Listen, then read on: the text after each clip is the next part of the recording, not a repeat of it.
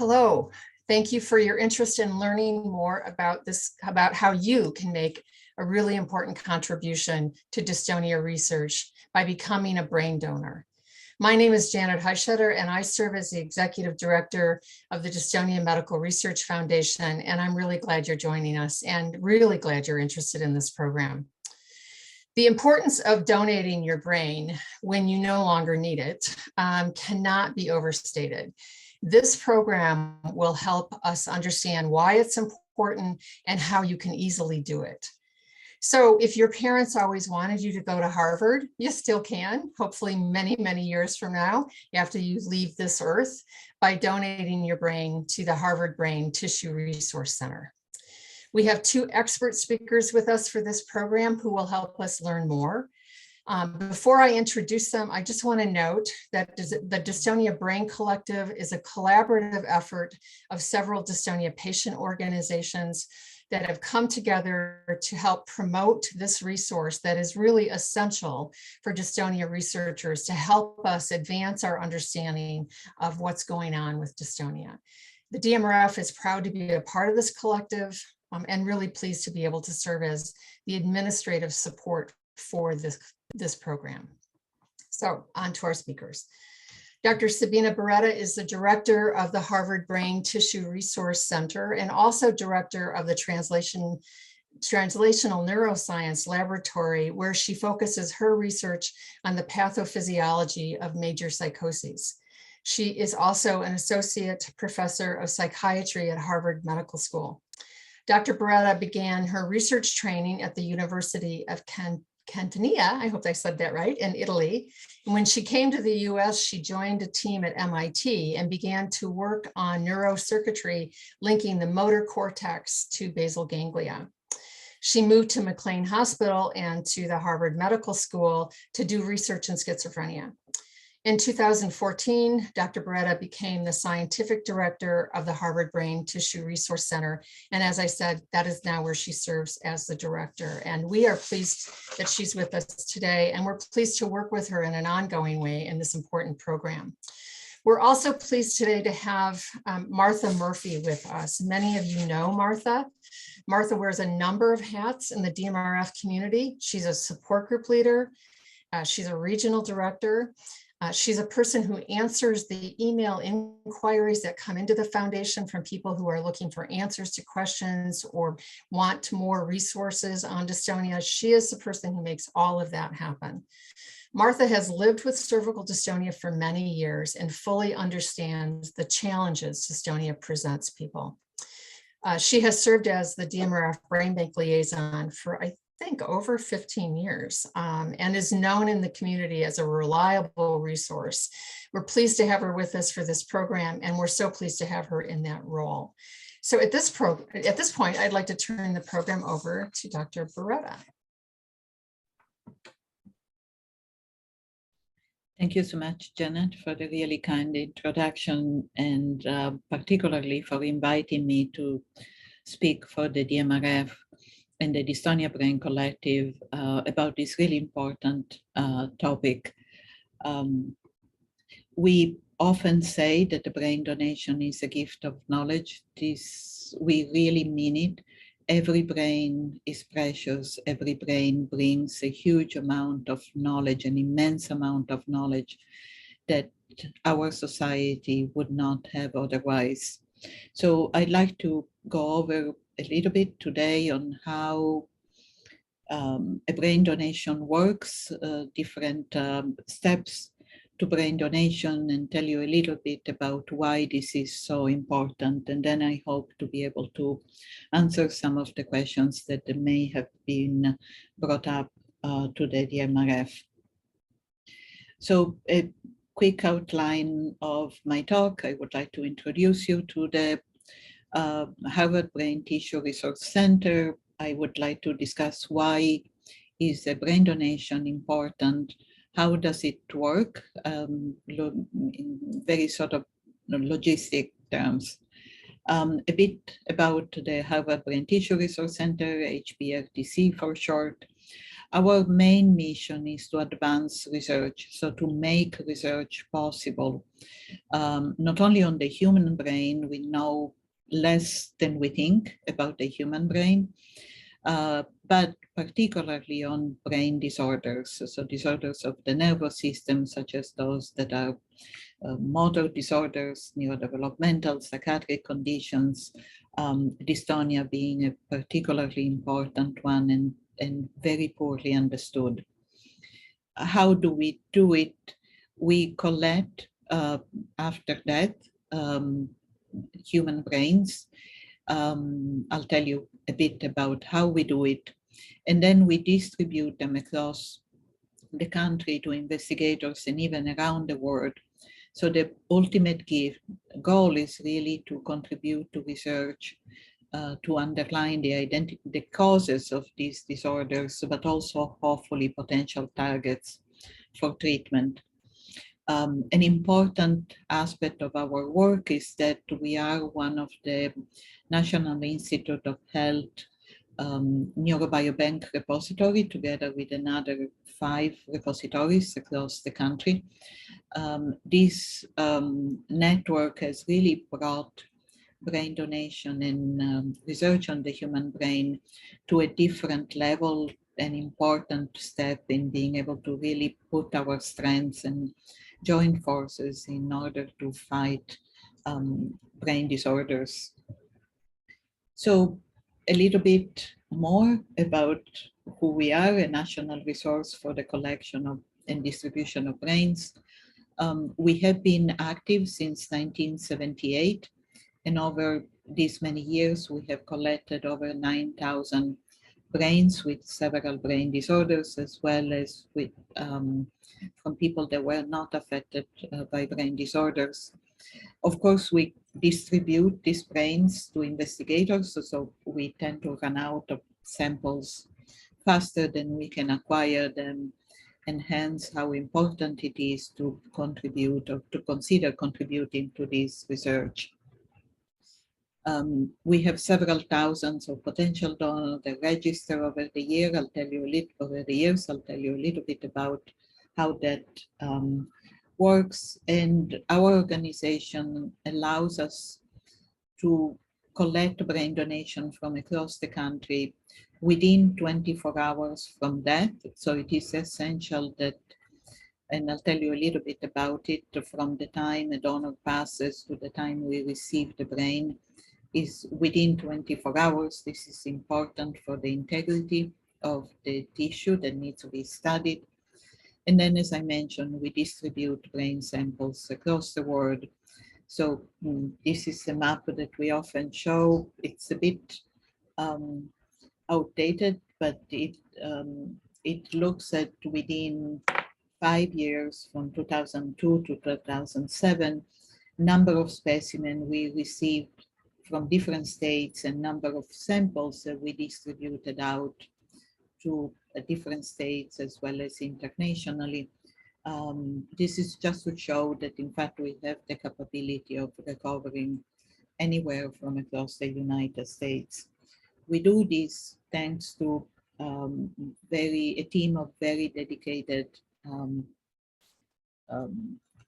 members of our staff. I'll tell you a little bit about them. But before I do that, why a brain donation? Why do we raise awareness on why this is so important to research on brain disorders? And the truth is that brain disorders are really complex disorders, difficult to understand, difficult to study in every possible way.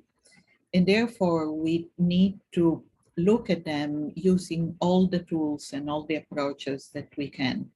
So we have genetic approaches, cell cultures, animal models, clinical research, human brain imaging, and human postmortem. All are complementary and provide different sets of information. All are absolutely needed in order to understand what are the underlying causes and potential targets for treatment. What can you do with a brain after death? A lot of people wonder about that. Can you really see changes, and how can you know that they are related to a particular brain disorder? It's a powerful, powerful approach. It's the only approach that allows us to have the resolution not only at the cell level, but also ultrastructurally, so within a cell, to really see what are the brain changes that occur in different disorders. And we can look at gene expression. We have lately particularly really powerful tools. So this is a graph showing one of the newest tools, really powerful, has revolutionized the way we do research on brain disorders. It allows to look at gene expression at the cell, as the single cell level. We can measure protein expression, and as I said, look at parts of brain cells.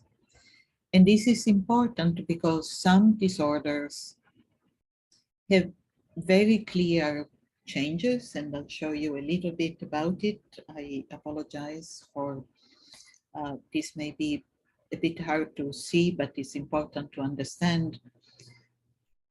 Some brain disorders, this is a brain of somebody that had Alzheimer's, have very obvious, important changes. You can look at the brain and understand that there was a condition happening, for instance, dementia. But other disorders are symptomatically very severe, but their changes in the brain are subtle, and therefore we need more sophisticated tools to investigate them. So these are examples. So this was the brain of somebody that was not affected, but could very well be the brain of somebody that suffered from dystonia. The changes in dystonia and in many other disorders are very, very subtle.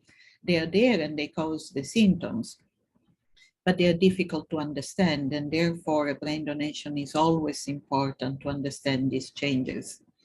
And even in disorders such as Huntington disease, which is shown here, you can see the severe, severe changes in comparison to the brain of somebody that wasn't affected. Even when we see changes at this level, we are actually still investigating how they happen, what are the causes, how can we stop them. So both in disorders that are very obvious at first sight and in disorders that are more subtle, we need to do a lot more work to really understand how to address them therapeutically. This is an interesting example. You know, Parkinson's disease, a very severe, eventually lethal disorder. And yet, if I didn't have this arrow here to point out to a part of the brain in the unaffected donor, you wouldn't know the change. You really have to look hard. So this part is the part that contains certain neurons containing dopamine. When they are lost, you see that they are not here. People will develop Parkinson's disease. But as you can see, there is all sort of variation in how dramatic these changes at first sight are versus how dramatic the symptoms and how important and disruptive and painful they can be.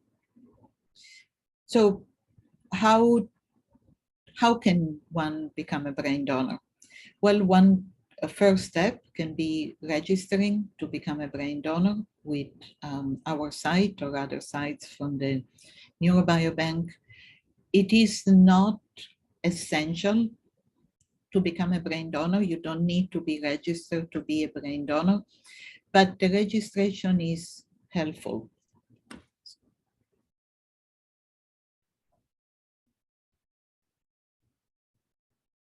Information can be found on our website, and I'll show you the page as it will show in order for people to register.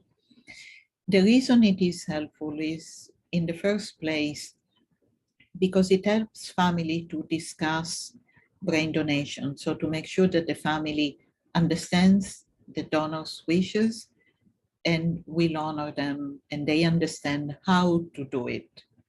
However, a registration is not a consent, so it's not binding. It can be made by anybody, even a family member for a potential donor. It's just stating a wish and understanding what to do next. We do rely on the family, particularly on the legal next of kin, in order to go through with the brain donation, and therefore a registration at times helps because the family will understand what to do and when they need to call us. This is again the link to our website. I just want to show you the home page. You can register by clicking on the donor registration. If you do, you will see this page, and this will give you the information on how to register. So you can download a form by clicking here, fill it in, mail it to us or fax it. You can call us and ask for information. We can fill in a form if you like, or you can do it directly online by clicking on this link. It's done in a secure way. We will review all the forms, make sure that we can accept the brain donation, and then send a confirmation packet with instructions. How does it work? The first thing that is critical is timing. As I mentioned, we only have 24 hours. So from the time the donor passes to the time we need to receive the specimen at our facilities, at our laboratories, we have about 24 hours. We can make adjustments, but this is really our sort of rule of thumb. When can the family call us? It is essential that we are called as soon as possible. So either when somebody wants to register, so it can be decades before a brain donation. When the family thinks that a potential donor, somebody that might have registered or simply expressed the wish to become a brain donor, if the family thinks that may be imminent, they can call us. Or they can call us, sorry, struggling with my cursor. They can call us when, after the donor passes, within the first 2 or 3 hours. Remember, we need to arrange for everything within 24 hours, including transportation from anywhere in the country to our laboratories, and therefore the first few hours after that are essential for us to arrange for everything.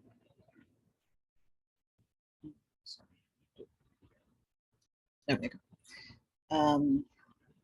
So the first step is to call us at 1-800 Brain Bank. Hopefully it is easy to remember. We will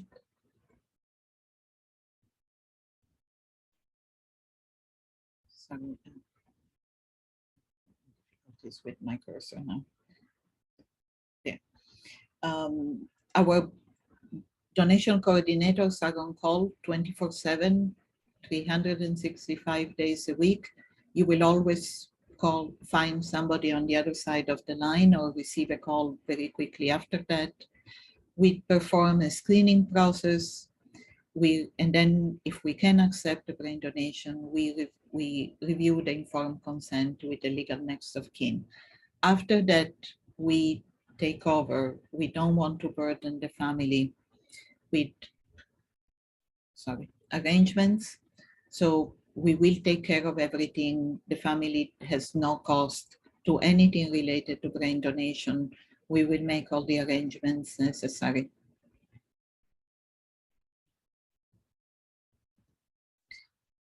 The brain is then transported to our laboratories here at McLean Hospital. We will arrange whether it is a flight or it is driven, depending on where the donor is. And at this point, I would like to take a brief pause to discuss something that is particularly difficult, probably the most difficult part of our work. And this is the time in which we are not able to accept a brain donation despite all our efforts. There are several there are several reasons for not being able to accept a brain donation.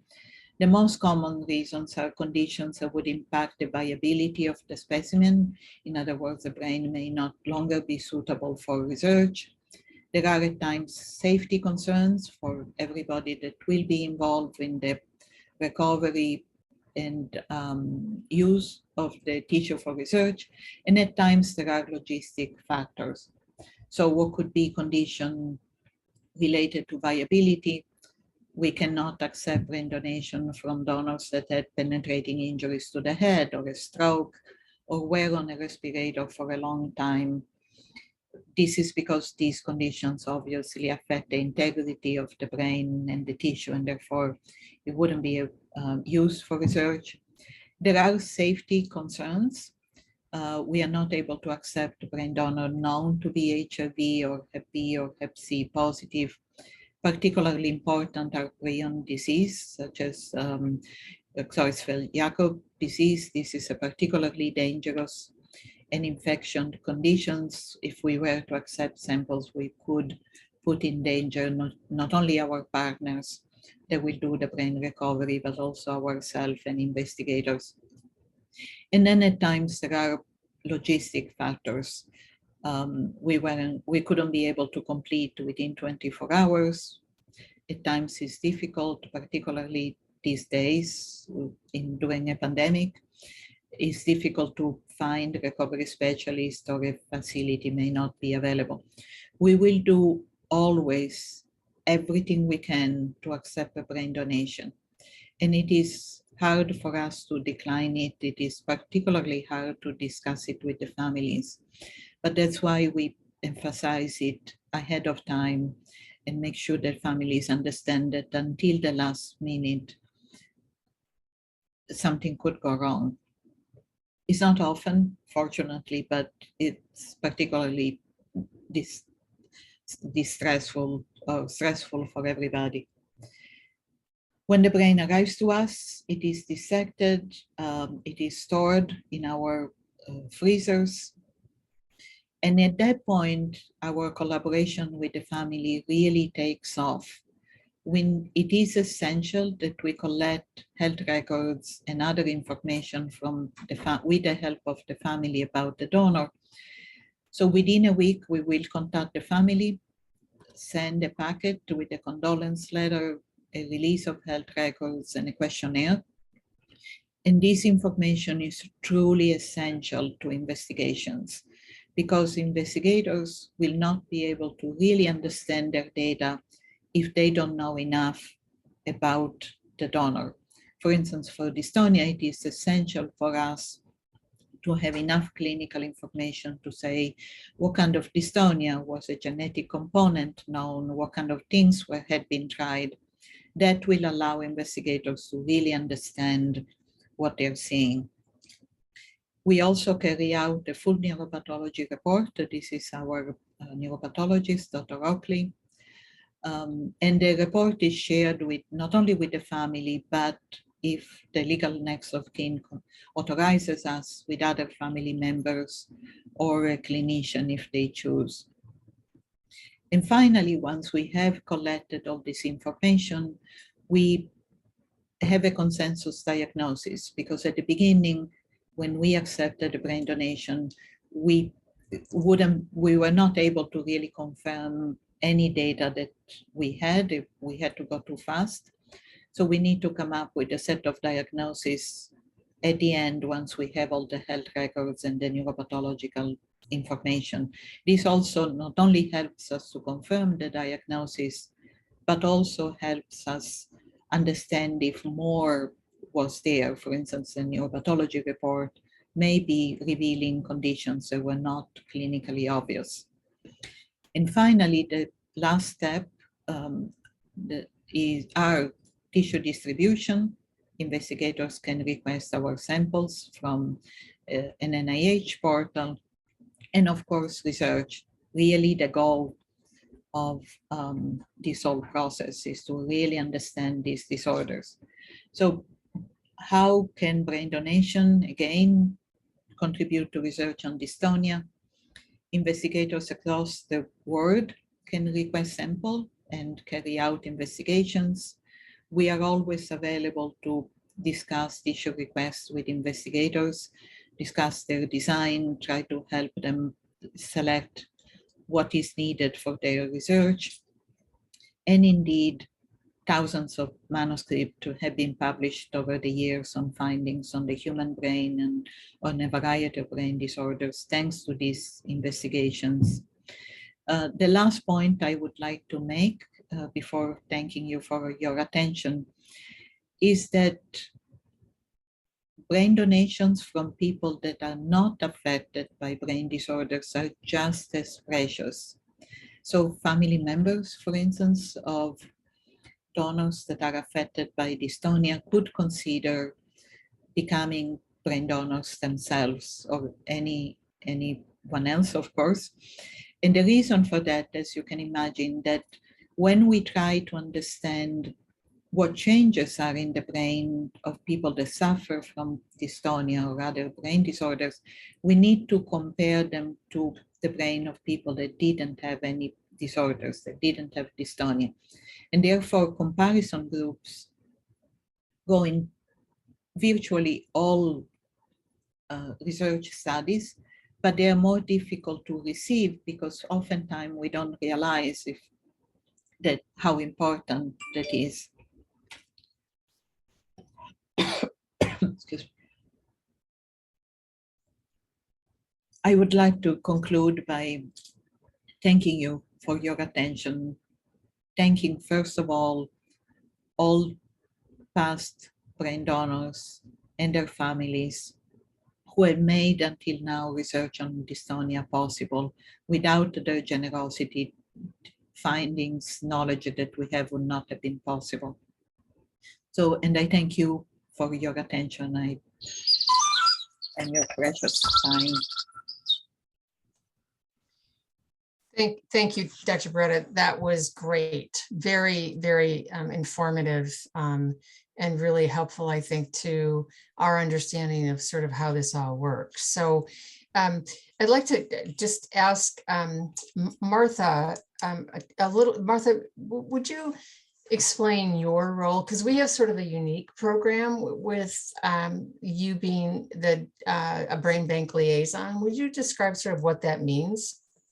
Sure. My role essentially is to provide information to people who are interested in brain donation. And there are a lot of questions associated with that. And also to promote the program as best we can, encourage people to become brain donors. And as Dr. Berretta was explaining, the importance of someone becoming a brain donor, especially in a disorder like dystonia. I've had dystonia myself for 46 years, so I'm a registered brain donor.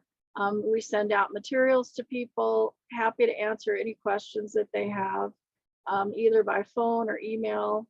And we do promote the program on our website, in the Dystonia Dialogue, and various other places. So that's really my role, is just to get the word out about the importance of brain donation. And it's not a scary thing.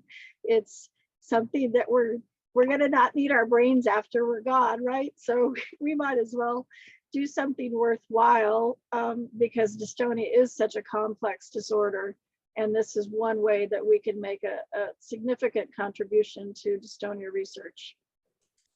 Yeah, some have argued that I've been without a brain for a while, but that's a whole other topic. But let me just, Martha, first of all, thank you for also being in addition to all you do, for being a registered brain donor. We very much appreciate that as well. And I think also Martha is available to answer questions about the program. So if you're watching this webinar and you're thinking about it and you have questions about what does this mean as it relates to my religion, or how to, what would my family do? What is a next of kin? Those kinds of things. Martha is the person to talk to about that, because she can be really helpful for you, in answering those questions. And folks at the Brain Bank answer those questions as well. But Martha's really set up to be able to be on the front lines. The DMRF has long felt very strongly about this program. We don't know what anatomical changes there are in the brain because as a result of dystonia. And the only way we're ever going to really know is really by all of you making that really ultimate contribution to dystonia research by allowing us to have your brain when you no longer need it. So we've got a number of questions. So if we could bring Dr. Berretta back in, we're gonna tee him up and see where we can go with this. So Dr. Berretta, the Dystonia Brain Collective is a private collection, right? So we can assure people who donate their brains that we've worked with the Harvard Brain and Tissue Resource Center to make sure that those brains will go for dystonia research. They're not going to go for other research purposes, right?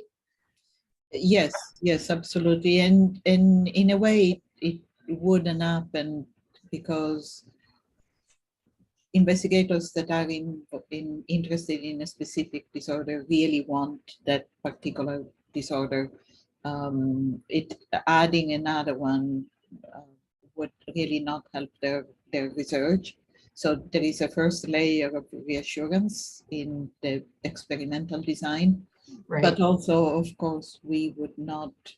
There is a process for vetting requests that is very stringent. So, of course, we want to distribute tissue to investigators. Of course, we want them to do their work, but we also, at different levels, work with them very carefully to make sure that their design is appropriate, that we are providing the correct tissue, that we're not adding any sort of confusion on that, and that is really critical to their research as well as the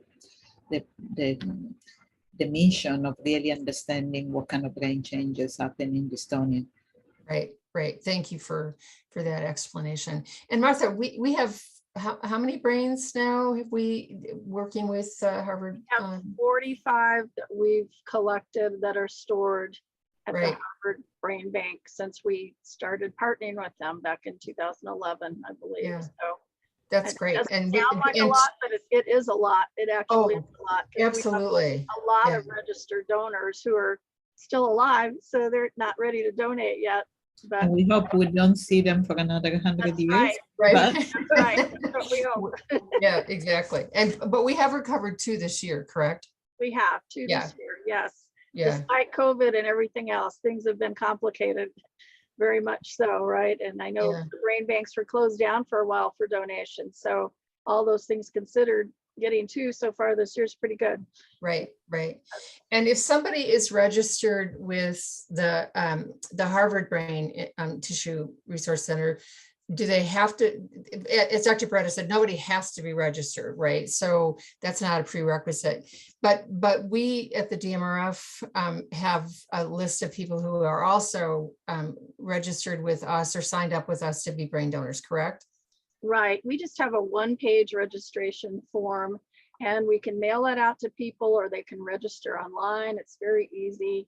I do mention to people that they can register separately with Harvard because, as Dr. Berretta said, sometimes that makes things easier because then Harvard has them in their database, because there have been instances where people have been upset with me and called and said, well, I called Harvard and they don't know anything about me, and yet I'm registered with you. Well, they're registered with us, but we haven't transferred that information over to Harvard. So then I explain that to them.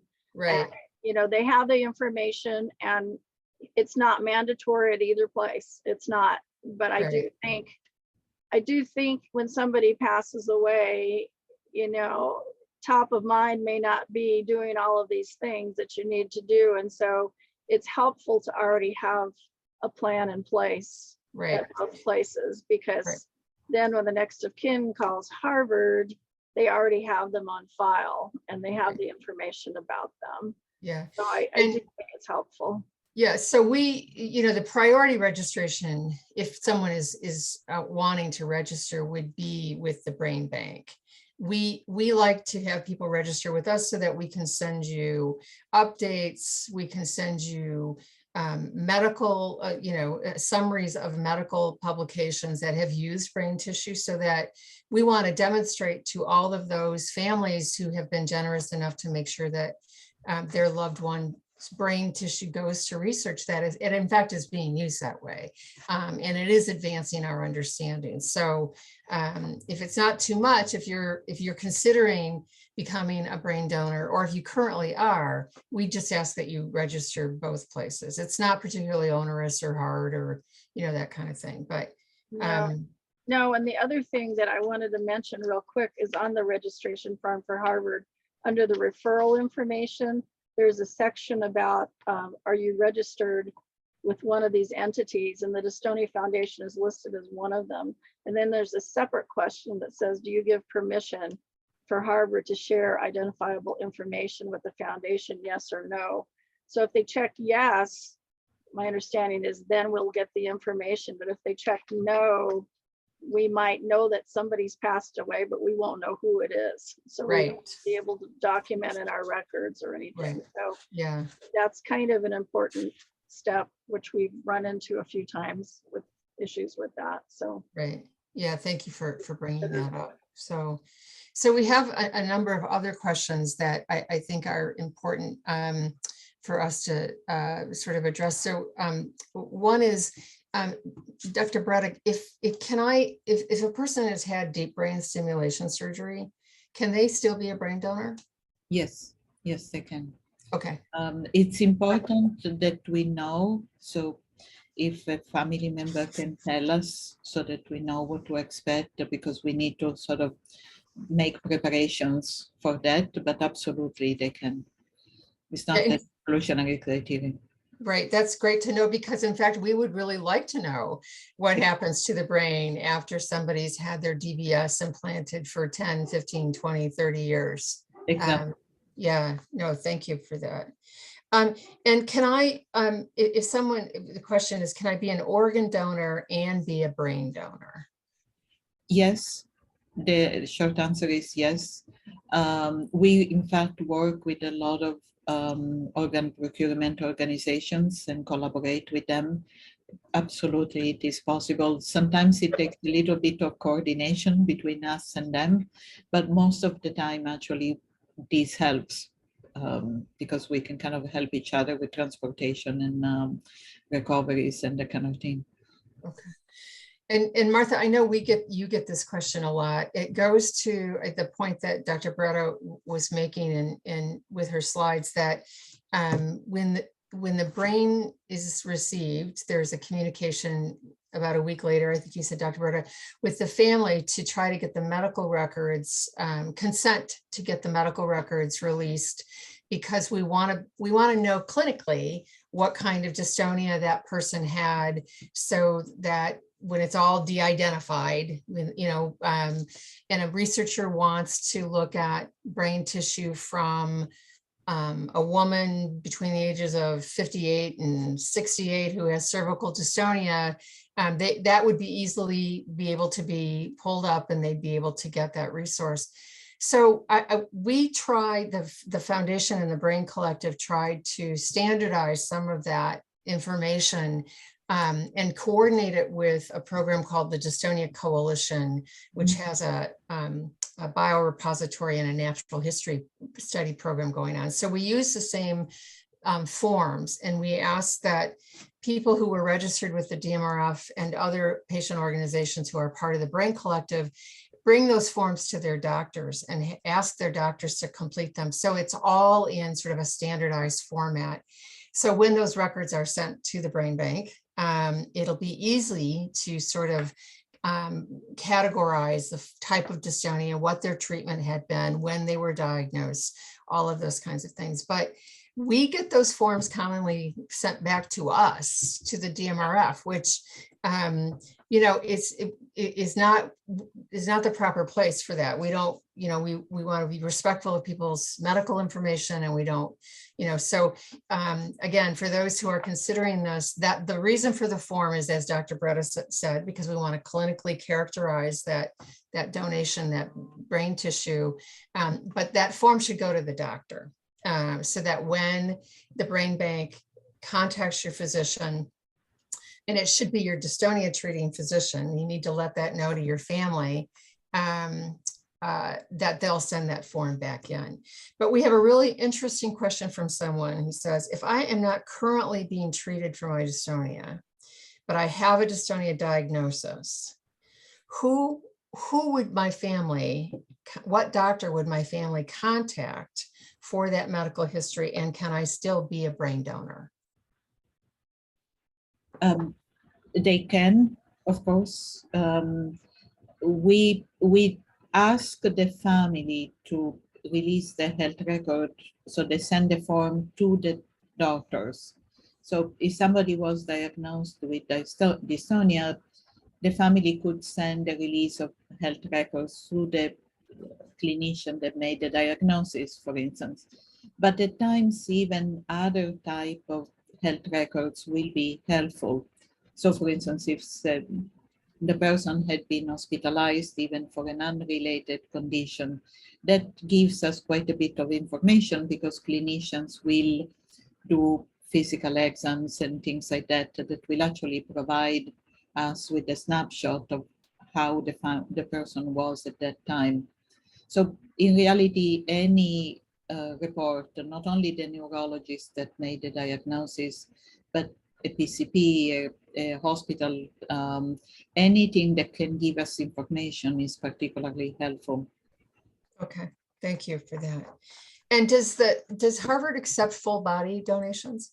No. We accept a brain donation. We take small samples of related tissue. We take a small sample of skin or muscle. It's as detailed in our consent form, but not the whole brain. Okay. It is at times possible to be a whole brain, a whole body donor and a brain donor, but different programs do it differently. So some programs will want the whole body. We cannot take the brain, and other programs will work with us. Okay, that's great. Then interesting question that I would certainly wouldn't have thought of, but you know, many people actually make preparations for their funerals, and so the question is, should they make it known to the funeral director that they plan to be a brain donor? It's useful. Yeah. Okay. Yeah. It's useful for different reasons. One is because it could be the first call that the brain bank receives doesn't have to be from the family. It could be from a clinician, a social worker, a friend, or even a funeral home director. We need to take the consent from the legal next of kin, so the closest family member. It can be a health proxy or executor of the state or the closest relative. But the first call could be made by another person, as long as eventually we talk with the family. So sometimes telling the funeral home that they are a brain donor helps. They could help get in touch with us. The other reason is because the funeral home can let the family know, for instance, whether the recovery can take place at the funeral home, or whether they are able to provide transportation to a place where the recovery can happen. When funeral homes know that the family or the donor really are committed to a brain donation, are often a lot more forthcoming in their help during this process. So in fact, it is important that the funeral home knows. It's not essential again, but it helps.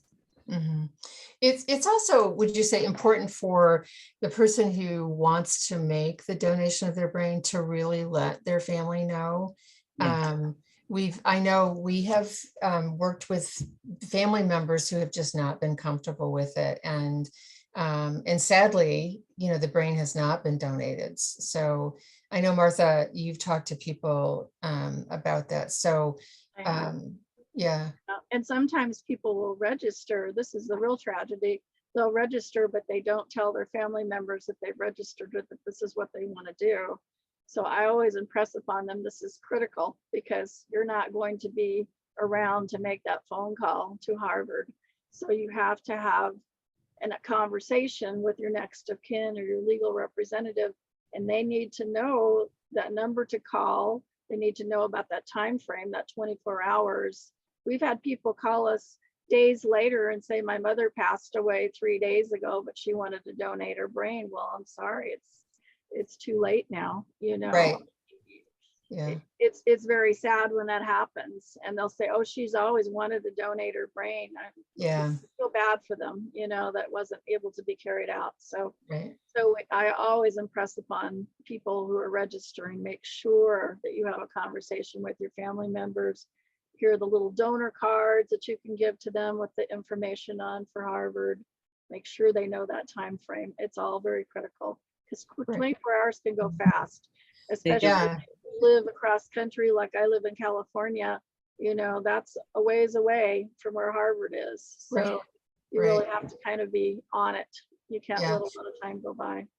Right, and you raised the point of the brain donor cards that we have, that we provide people who register with us, and we give them, so it has the brain bank's phone number on there. And as Dr. Berretta said, registering gives you the opportunity to talk with your family about your desires, and to help them get comfortable with it, because ultimately they'll be making that decision.